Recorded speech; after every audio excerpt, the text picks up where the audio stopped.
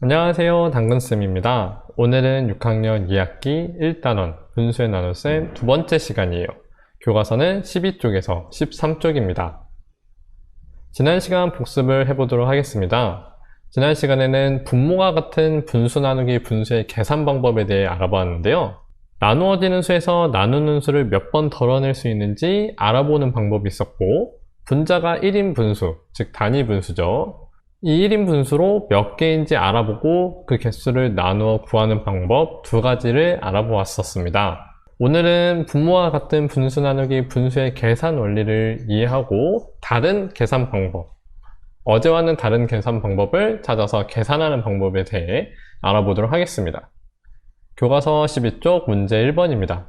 소금 7분의 5kg을 소금 7분의 2kg에 가득 차는 컵에 나누어, 여기서 나누다는 표현 매우 중요하죠. 담으려고 합니다. 자, 이 문제에서 구하려고 하는 것은 무엇인가요? 소금 7분의 5kg을 소금 7분의 2kg이 가득 차는 컵에 나누어 담으면 몇 개의 컵에 가득 채우고 남는 소금은 컵에 얼마만큼 차지할지 구하는 것이죠.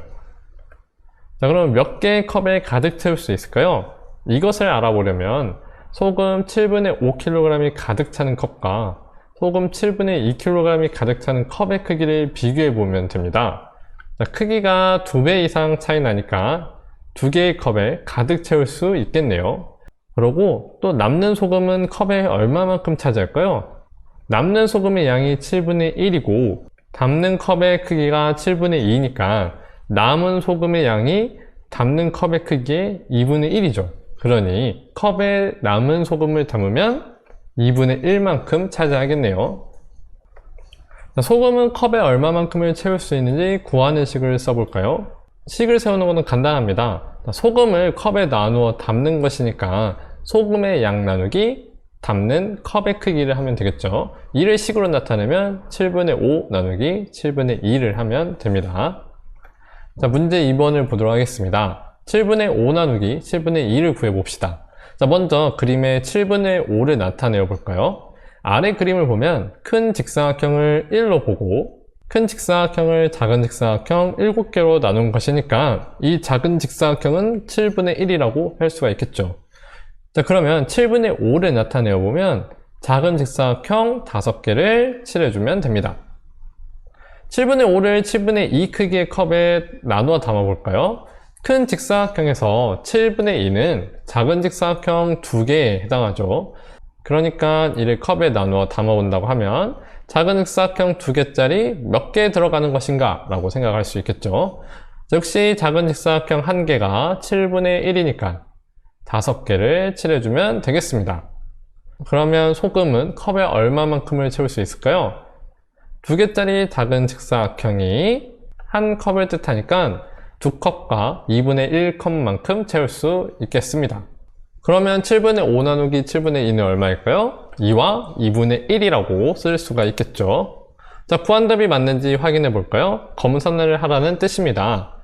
여기 보면 작은 직사각형 2개가 7분의 2죠. 그러니까 이 7분의 2가 2개하고 반절 있죠. 즉 2와 2분의 1만큼 있으므로 7분의 2 곱하기 2와 2분의 1을 계산해서 7분의 5가 나오면 됩니다. 교과서 11쪽 문제 3번입니다. 5 나누기 2를 이용하여 7분의 5 나누기 7분의 2를 계산하는 방법을 알아봅시다. 그림을 보고 준기는 5 나누기 2를 어떻게 계산했는지 말해볼까요? 이 원 5개를 2개씩 묶었죠. 자, 그러면 2개씩 두 묶음과 한 묶음의 반절, 즉 2분의 1 묶음이 되므로 2와 2분의 1이라고 쓸 수 있습니다. 이번에는 지혜를 볼까요? 자, 지혜는 7분의 5 나누기 7분의 2를 어떻게 계산했는지 말해보도록 합시다.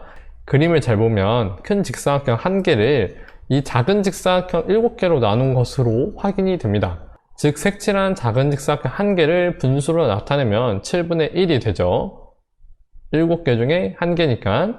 그렇다면 지혜가 계산한 방법은 7분의 5는 7분의 1이 5개이고 7분의 2는 7분의 1이 2개이므로 5개를 2개씩 묶었다라고 할 수 있고요. 자, 그러면 2개씩 두 묶음과 한 묶음의 반절, 즉 2분의 1 묶음이 되므로 2와 2분의 1이라고 쓸 수가 있습니다. 자, 5 나누기 2를 이용해서 7분의 5 나누기 7분의 2를 비교해 보도록 하겠습니다. 자, 7분의 5는 7분의 1이 5개이고 7분의 2는 7분의 1이 2개니까 5를 2로 나눈 것과 같겠죠. 따라서 7분의 5 나누기 7분의 2는 5 나누기 2를 계산한 결과와 같습니다. 그러면 5 나누기 2를 이용해서 7분의 5 나누기 7분의 2 계산하는 방법을 말해보도록 할까요? 자, 5 나누기 2는 자연수 몫만큼 나누어 가지고, 즉 몫인 2개씩 나누어 가지고 나머진 1을 나누어 주면 2분의 1이 되니까 전체 나눈 값은 2와 2분의 1이 됩니다. 따라서 7분의 5 나누기 7분의 2는 5 나누기 2와 결과가 같으므로 2와 2분의 1이라고 쓸 수가 있죠. 자, 다른 방법으로 5 나누기 2는 1 나누기 2를 이용해서 구할 수 있는데요. 1 나누기 2는 2분의 1이고 2분의 1이 5개가 있으므로 2와 2분의 1이 되겠습니다. 따라서 7분의 5 나누기 7분의 2는 5 나누기 2와 결과가 같으므로 2와 2분의 1입니다. 자, 지금까지 굉장히 어렵게 얘기를 했지만 정리하면 굉장히 간단해요. 분모가 같은 분수 나누기 분수의 계산 방법은 분자끼리 계산을 하면 됩니다.